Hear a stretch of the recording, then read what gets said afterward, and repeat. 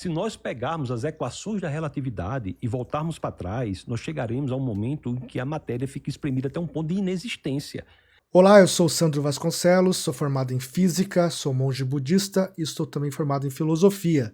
Hoje nós vamos tentar desmascarar aqui uma falácia do pastor Tasso Licurgo no Redcast, né, em que ele discutiu com o professor Sabino e com o chileno, mais com o chileno, na verdade, em que ele fala que se a gente voltar no tempo utilizando a equação da relatividade geral, a gente chega num ponto em que não há matéria, e logo esse ponto não sendo material, isso se evidencia a existência de um Deus criador.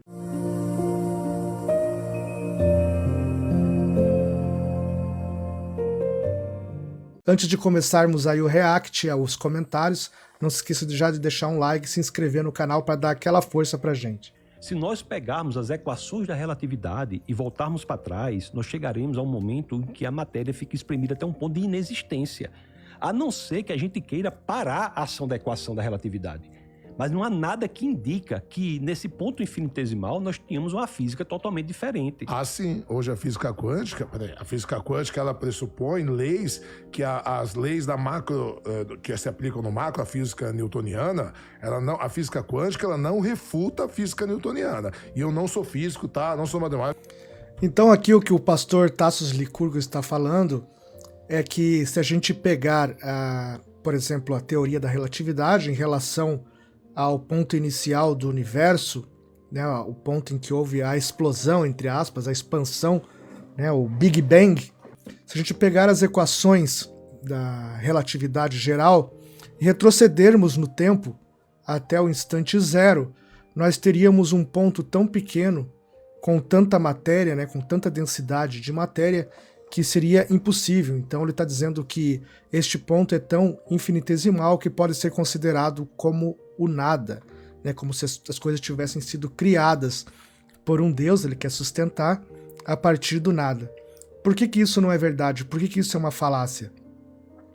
Porque, primeiro, a ciência não considera que havia nada ali nesse ponto, né? Considera ali que havia algumas partículas, fótons, quarks, prótons, entre outros, uma sopa ali energética de partículas, e que as equações da relatividade geral, elas não explicam o que acontece ali naquele ponto. Então a gente teria que utilizar uma outra teoria, né?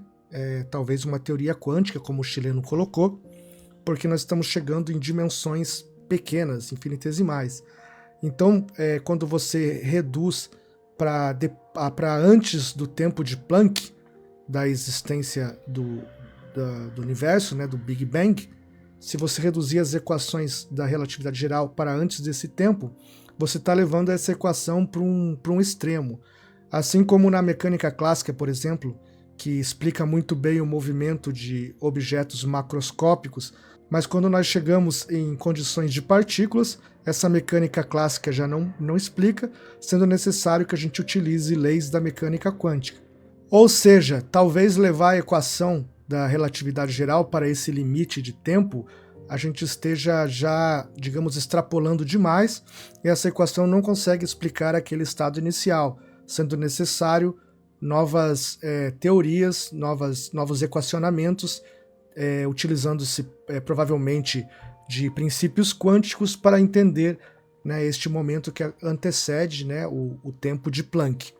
Então você não pode retroceder, como o pastor falou, a esse tempo zero e utilizar com segurança as equações da mecânica da relatividade geral. E outra coisa, mesmo que no ponto zero ali, em que o universo começou a se expandir, fosse imaterial, isso também não garantiria que Deus existe e que Deus que criou. Porque você dizer que o imaterial é igual ao espiritual é um salto lógico que não faz sentido nenhum, é uma extrapolação lógica. Você dizer, porque não tem matéria é espiritual, se é atemporal é porque Deus é atemporal, e etc. Porque ali também começou a surgir o espaço-tempo a partir daquele momento. Então digamos assim, é leviano dizer até que neste ponto, só porque não existe nada, se é que não existia nada, porque não se tem essa comprovação científica, só porque não existe nada é imaterial, logo é Deus.